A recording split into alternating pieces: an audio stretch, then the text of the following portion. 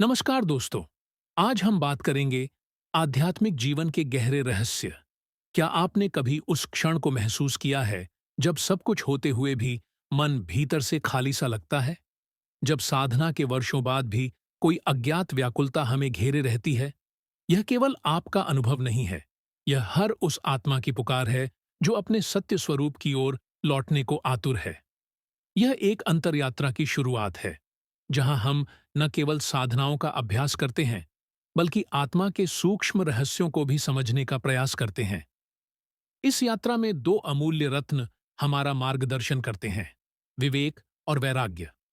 हर व्यक्ति अपने जीवन में एक बिंदु पर इस अनुभूति से गुजरता है कि भले ही वह कितनी ही तपस्या कर ले, कितनी भी पूजा पाठ करे, कुछ अपूर्ण सा फिर भी रह जाता है। यह अपूर्णता हमारे प्रयासों की कमी नहीं, बल्कि एक सूक्ष्म भूल का संकेत है। हम आत्मिक यात्रा के दो आवश्यक स्तंभों को नजरअंदाज कर देते हैं। पहला स्तंभ है विवेक, जिससे हमें यह समझ आती है कि शाश्वत क्या है और नश्वर क्या। जब हम इस भेद को समझने लगते हैं, तो संसार की चकाचौंध हमें भ्रमित नहीं कर पाती। हम जानने लगते हैं कि असली सुख कहीं बाहर नहीं, बल्कि अपने ही भीतर छिपा है। दूसरा स्तंभ है वैराग्य, जो पलायन नहीं, बल्कि एक जागरूकता है कि संसार की वस्तुएं बदलने वाली हैं, इसलिए हमें उनसे मोह नहीं करना चाहिए। यह वही वैराग्य है जो हमें कर्म करते हुए भी प्रभु में लीन रहने की कला सिखाता है। जब विवेक जागृत होता है, तो वैराग्य स्वतः आता है। फिर हमारे जीवन में शांति उतरने लगती है, संसार का स्वरूप भी बदलने लगता है। वह जो पहले वास्तविक लगता था, अब केवल एक चित्र या स्वप्न प्रतीत होता है। यह संसार वास्तव में एक स्वप्न की भांति है, सुंदर, आकर्षक, पर अस्थायी। पर जो उसे बना रहा है, वह चित्रकार, वह चेतना, वही शाश्वत है, वही परमात्मा है, वही हमारे भीतर है। अंत में, जब साधक अपने विवेक से माया के पर्दे को चीरता है और वैराग्य से उसके आकर्षणों से मुक्त होता है, तभी वह उस आत्मिक शांति को अनुभव कर पाता है जो जन्मों से उसकी प्रतीक्षा कर रही थी। क्या आपने कभी सोचा है कि इस जीवन का सच्चा उद्देश्य क्या है? संसार की भागदौड़ और भौतिक सुखों के बीच क्या कोई गहरी शांति है जिसे हम महसूस कर सकते हैं? यह सवाल न केवल आपके मन में उठते हैं, बल्कि हर साधक के मन में यही उत्सुकता होती है। परमहंस योगानंद जी ने हमें यही शिक्षा दी कि यदि हम अपने भीतर की गहरी शांति और आनंद को पहचानने का प्रयास करें, तो हम न केवल जीवन का वास्तविक अर्थ समझ सकते हैं, बल्कि आत्म साक्षात्कार की ओर भी बढ़ सकते हैं। आइए, आज हम इस आत्मिक यात्रा के बारे में जानते हैं और समझते हैं कि यह मार्ग कैसे हमारे जीवन को रूपांतरित कर सकता है।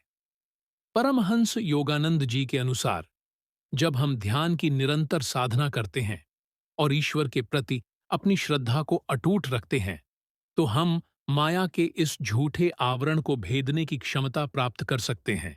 यही आत्म साक्षात्कार है, जब हम अपने असली नित्य आनंदमय स्वरूप को पहचानते हैं। स्वामी जी हमें कर्म योग और वैराग्य का दिव्य मार्ग दिखाते हैं। वे कहते हैं कि कर्म करना जीव का स्वभाव है और हम बिना कर्म के रह नहीं सकते। लेकिन यह कर्म बंधन का कारण तब बनता है जब हम कर्म के फल में आसक्ति रखते हैं। स्वामी जी का एक सुंदर दृष्टांत है। हम सभी इस संसार रूपी मंच पर विभिन्न भूमिकाएं निभाने आए अभिनेता हैं। किसी को राजा की भूमिका मिली है, तो किसी को सेवक की। एक अच्छा अभिनेता अपनी भूमिका को पूरी निष्ठा से निभाता है, पर वह जानता है कि यह केवल अभिनय है। नाटक खत्म होते ही उसे अपने वास्तविक स्वरूप में लौटना है। ठीक वैसे ही हमें अपने सांसारिक कर्तव्यों को भी ईश्वर द्वारा सौंपे गए कार्य के रूप में समझकर निष्ठा से करना चाहिए, परंतु उसके फल में आसक्ति नहीं रखनी चाहिए। जब हम कर्मों को ईश्वर की पूजा समझकर करते हैं, तो वे बंधन नहीं बनते, बल्कि हमारी आत्मा को शुद्ध करते हैं। ध्यान की शक्ति पर भी परमहंस योगानंद जी का कहना है कि हमारा मन एक दर्पण की तरह होता है, जिस पर हमारे जन्म जन्मांतर के संस्कार, कामनाएं और आसक्तियां जमा होती हैं। जब तक यह दर्पण साफ नहीं होता, तब तक हम अपने असली स्वरूप को नहीं देख पाते। ध्यान एक वैज्ञानिक प्रक्रिया है जो हमारे मन रूपी दर्पण को साफ करता है और हमें अपने भीतर छिपे सत्य का अनुभव कराता है। जब हम इस शुद्धता से अपना ध्यान करते हैं, तो हमारा विवेक जागृत होता है और हमें यह एहसास होता है कि संसार का सब कुछ अस्थायी है और हमें केवल आत्मिक शांति का अनुसरण करना चाहिए। गुरु की कृपा के बिना कोई भी आध्यात्मिक यात्रा सफल नहीं हो सकती।